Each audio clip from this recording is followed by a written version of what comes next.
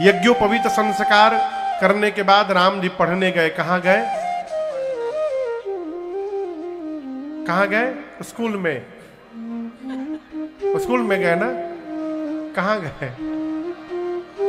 गुरु गृह गए पढ़न रघुराए, अल्प काल विद्या सब आए। गुरु गृह गए पढ़न रघुराए, अल्प काल विद्या सब आए। प्रातः काल उठी के रघुनाथा,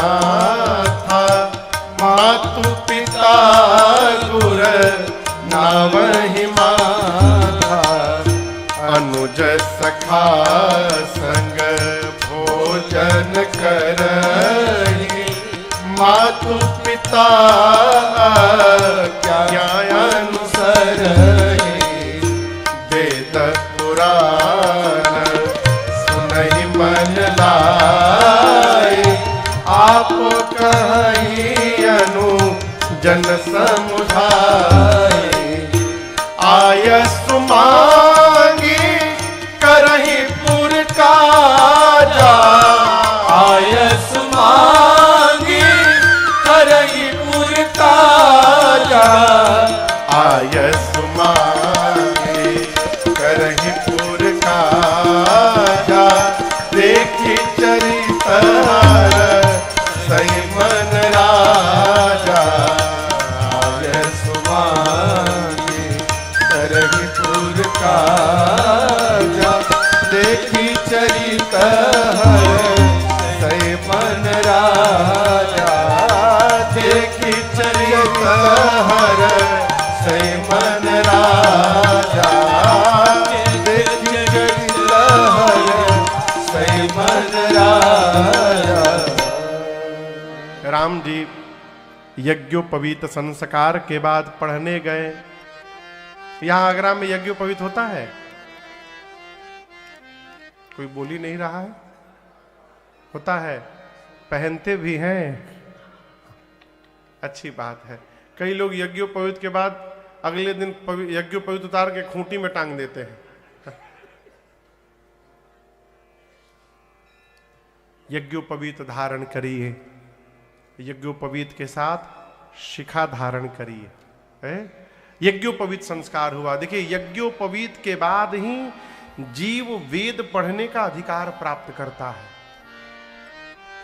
उसके पहले नहीं पढ़ना चाहिए, दोष लगता है। राम जी पढ़ने गए। कहां गए? गुरु गृह में गए। क्या पढ़े?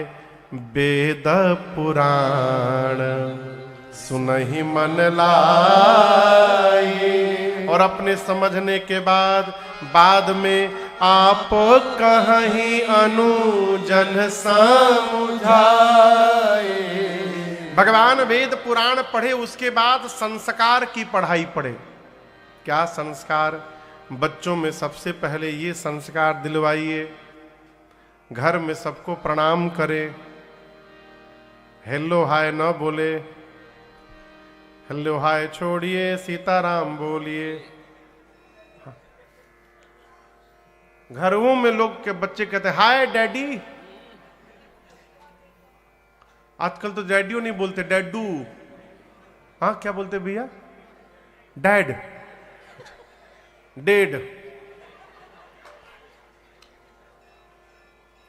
अच्छा सोचिए, हम लोग पहले कहते थे कहाँ हाय हाय किए हो। ऐसा समय आ गया, सब हाय में लगे, हाय।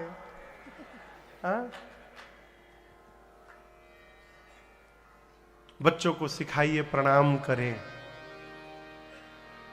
एक श्लोक में कहूं आपको, अभिवादनशीलस्य नित्यं वृद्धोपसेविनः चत्वारि संप्रवर्धन्ते आयुर्विद्या यशो बलम। केवल शीलता पूर्वक प्रणाम करने से और घर में श्रेष्ठ जनों की सेवा करने से नित्यम वृद्धोपि सेविनः, घर में वृद्धजनों की सेवा और श्रेष्ठ को प्रणाम करने से 4 वस्तु अपने आप जीवन में बढ़ते हैं। क्या? आयु, विद्या, यश और बल। मार्कंडेय ऋषि अल्प आयु लेकर आए थे। कितना आयु? हाँ, कितना उम्र था सरकार? 12। उनकी उम्र ही थी 12 साल बस। घर में मैया को पता था कि 12 साल बेटे की उम्र है। मैया ने एक संस्कार पुष्ट किया उनमें। क्या? कोई भी दिखाई पड़े, जाति पाति मत पूछो, कोई दिखाई पड़े दंडवत कर जाओ, प्रणाम करो। मार्कंडेय जी वही सीख लिए, सबको प्रणाम करने लगे। एक बार कहीं से नारद जी आ रहे थे। नारद जी को मार्कंडेय जी ने प्रणाम दंडवत किया। नारद जी के मुख से निकल गया चिरंजीवी भव। जैसे नारद जी बोले चिरंजीवी भव, मार्कंडेय जी हंसने लगे, कहे नारद जी आपका आशीर्वाद विफल हो जाएगा। बोले क्यों? मैं नारद हूं जिसकी कही हुई बात कभी रद्द नहीं होती। बोले आज रद्द हो जाएगी। बोले क्यों? मेरी उम्र 12 साल है बस। अब तो नारद जी फंस गए। अपनी बात को सत्य कराने के लिए मार्कंडेय जी को सिखाएं, देखो तुमको एक जगह लेके चल रहा हूं, अपना परिचय मत देना। जैसे झटके में आके हमको तुम दंडवत कर लिए थे, वहां भी जाके दंडवत कर लेना। मार्कंडेय ऋषि को लेकर पहुंच गए ब्रह्मा जी के पास। नारद जी सिखा कर कहे जाओ भीतर, जाकर लौट जाओ। मार्कंडेय ऋषि जाकर ब्रह्मा जी को दंडवत किए। ब्रह्मा जी भी बोल दिए चिरंजीवी भव। नारद जी बोले हमारा टेंशन समाप्त, हमारा टेंशन खत्म। ब्रह्मा जी बोले कैसा टेंशन? नारद जी बोले जिनको आप चिरंजीवी होने का आशीर्वाद दिए उनकी उम्र 12 साल है। अब आप बोल दिए आप पंतेज संभारो आप है, हम तो निश्चिंत हो गए। तो ब्रह्मा जी ने उसी समय मार्कंडेय जी को चिरंजीवी बना दिया, अमरत्व प्रदान कर दी। ये प्रणाम करने का परिणाम है। राम जी प्रातः काल उठ के रघुनाथ। प्रातः काल उठने के बाद राम जी सबसे पहला काम क्या करते हैं? मातु पिता गुर, गुर यानी श्रेष्ठ जन जो घर में है सबको नावहि माथा। राम जी प्रातः काल जगने के बाद भाइयों के साथ सभी श्रेष्ठ जनों को प्रणाम करते हैं, भाइयों के साथ भोजन करते हैं। और सबसे अच्छी बात आपको बताऊं, कोई भी काम करना होता है राम जी को तो पहले पिताजी से जाकर अनुमति लेते हैं और पूछ पूछ कर व्यवहार करते हैं।